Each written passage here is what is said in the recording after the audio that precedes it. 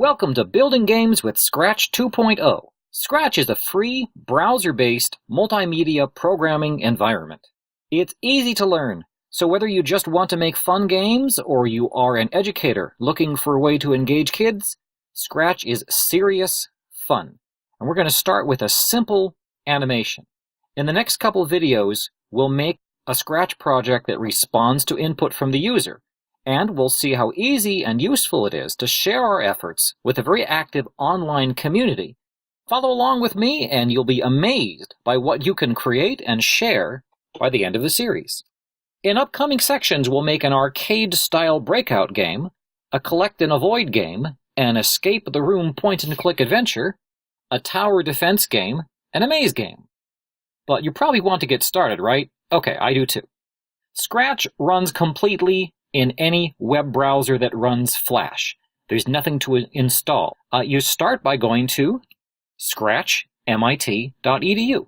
I'll take you to a project that I've already started, just so you can take a look and see what a Scratch project is like. This cat is what we call a sprite. It represents a character that we can bring to life by adding instructions over here in the scripts area. Costume comes with some content, and sounds also comes with some content. And we can add more. We assemble scripts by using these individual commands that Scratch calls blocks. Each of these blocks represent an instruction for Scratch to follow. If we click on a block, we see what it does. This block says move 10 steps. This one says turn right 15 degrees, and now I'm going to turn left 15 degrees.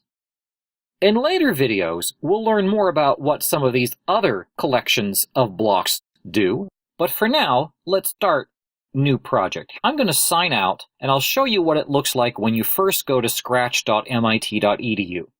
And you can start creating right away without even creating an account. If you want to save it, however, you'll have to create an account. Now, as a new Scratch member, you'll see this tutorial pop up over here. You can follow that tutorial on your own. I'm going to close this tutorial and move on. With the default sprite, this cat, on the stage, which is this area right here, we can make the cat do things by dragging these blocks of code, such as, I could move 10 steps, over to this assembly area. Now, we'll explore all these palettes later on. For now, I'm just going to click here on Looks. I'm going to pick a block which says Next Costume. Well, if I don't know what that means, I can just click on it. And we say, aha, remember I showed you that cat has two different costumes? Now, I can drag and drop that block, and it kind of snaps there like that. Now let's add a sound. Now from the sounds, I could play this meow that comes with Scratch, but I want to make a footstep sound. So I'm going to pick this play drum sound, which if you just click on it, okay, that's the noise that it makes. So now I've built a stack. When I click this stack, see what happens? We move 10 steps, we change the costume, and you play this drum sound. All those work in sequence to create a walking animation. Okay, that's cool, but what if we want to make that sprite keep walking? Well, over here in the control palette, here's this block that says repeat 10. That block is shaped so that you can put stuff inside it, and this stuff inside it will happen 10 times. So I'm going to put this, and whoop, this happens all the time in Scratch. I've dropped a block on top of some other blocks. I want to put these blocks inside here. I don't want them to be underneath here. That happens all the time, and it's really kind of easy to fix. Just drag the bottom of the stack, and I can insert it inside there. And now if I want to get this move so that it's inside the repeat 10 loop, I have to break the loop off from the bottom, and then I drag this block and slip it in there in the top. So now, when I click this, my cat moves 10 times. Not bad for a first try. Scratch is wonderful because you can edit all these values very easily in order to change the way your program works. Now, a little while ago, I spent about 5 minutes playing with all these settings, and I found a better sound effect, which was played drum. I'm going to take the sound 10, which is a wood block, and I'm going to make that 0.1 beats.